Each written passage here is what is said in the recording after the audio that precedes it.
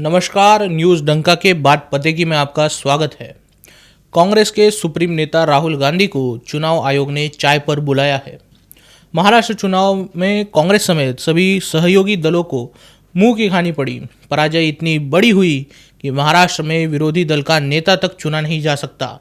जैसा कि हम सभी जानते हैं, वामपंथियों में चुनाव हारने के बाद चुनाव आयोग को निशाना बनाने की परंपरा है।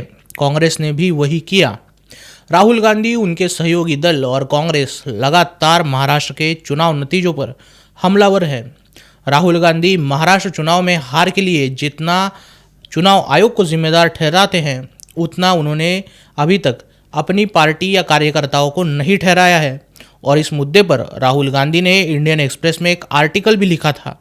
इस आर्टिकल में राहुल गांधी ने चुनाव आयुक्तों की नियुक्ति से तो आपत्ति जताकर शुरुआत की है।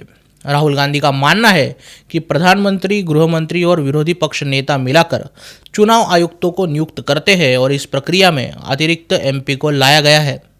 साथ ही राहुल गांधी ने वोटर लिस्ट में फर्जी वोटर्स भरने के आरोप लगाए हैं। वोटिंग टर्नआउट के आंकड़े आर्टिफिशियल बढ़ाने और कुछ ही बूथ्स पर फर्जी वोटिंग के साथ ही डुप्लीकेट ईपीआईसी नंबर और वोटर्स को डिलीट करने या शिफ्ट करने के आरोप भी लगाए गए हैं। चुनाव आयोग हमारे देश की संवैधानिक संस्थाओं में उच्च स्तर पर आता है। चुनाव आयोग पर लगने वाला हर एक आरोप लोकतंत्र की नींव पर लगा घाव है। अगर ये आरोप सही होंगे तो हमारे लोकतंत्र की नींव कमज़ोर है, ये सिद्ध होगा। वहीं अगर ये आरोप झूठे हैं, बेतुके हैं, तो इसे भारत के लोकतंत्र पर सीधा हमला समझा जाना चाहिए।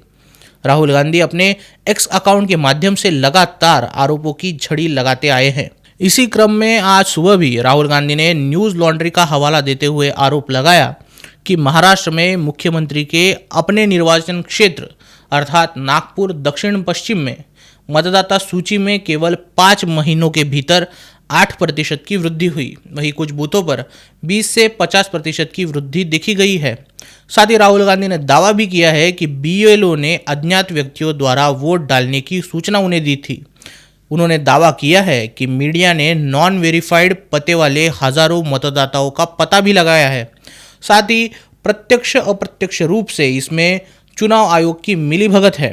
सूक्ष्म तौर पर देखें तो राहुल गांधी ने चुनाव आयोग पर सीधे वोट चोरी का आरोप लगाया है। साथ ही उन्होंने अपने आरोपों के जवाब में डिजिटल मतदाता सूची और सीसीटीवी फुटेज जारी करने की मांग भी रखी है। दरअसल राहुल गांधी द्वारा नागपुर विधानसभा क्षेत्र पर जो आरोप लगाया गया है वो बेतुका है।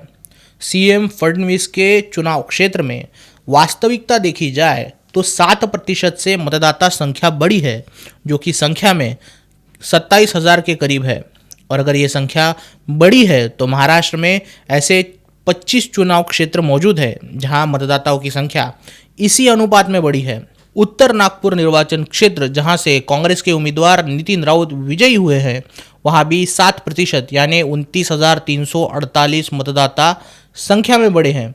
इसी प्रकार से पुणे के वडगांव में 10% यानी 51,000 मतदाता बढ़े हैं और यहां से शरद पवार गुट के बापू साहेब पाठारे जीते हैं। मालाड पश्चिम में 11% मतदाता बढ़े हैं और यहां कांग्रेस पार्टी के असलम शेख जीते हैं। मुमरा में 9% यानी 46,000 मतदाता बढ़े हैं और शरद पवार गुट के जितेंद्र अवाड़ यहां पर विजयी हुए हैं। अर्थात राहुल गांधी द्वारा दिया डेटा सही कि मतदाता बढ़े हैं, लेकिन उनके दावे और आरोप तथ्यात्मक नहीं है, झूठे हैं। अब इसमें दिक्कत यही है कि राहुल गांधी के इन आरोपों का लगातार खंडन होता आया है, लेकिन राहुल गांधी उन्हें जो जवाब मिलते हैं उन्हें स्वीकारना नहीं चाहते। वे चाहते हैं कि वे स्वच्छंदी आरोप लगाए और लोग बिना किसी सबूत के उन आरोपों पर यकीन कर ले। चुनाव आयोग शुरुआत से ही राहुल गांधी के इन आरोपों के जवाब के लिए पत्रक जारी करते रहा है। इससे पहले भी उन्होंने महाराष्ट्र में 5 बजे के बाद वोटर टर्नआउट 76 लाख की संख्या से बढ़ने पर खूब हल्ला काटा था, लेकिन वास्तविकता यही है कि दिन भर में महाराष्ट्र विधानसभा चुनाव में 6 करोड़ 40 लाख मतदाताओं ने मतदान किया। विपक्षी दावों के अनुसार 76 लाख वोटों को कम भी हम कर दें तो भी दिन भर में 5 करोड़ 65 लाख वोट होते हैं। विधानसभा चुनाव का समय था सुबह 7 से 5 का, और अगर 5 बजे तक 5 करोड़ 65 लाख मतदान भी हुआ तो प्रति घंटा महाराष्ट्र में 51 लाख से ज़्यादा मतदान हो रहा था। यानी 5 बजे के बाद 7:30 बजे तक 1 करोड़ वोट भी गिरे तो भी कोई हैरानी की बात नहीं है, जबकि वास्तविकता में केवल 76 लाख वोट्स दिखते हैं।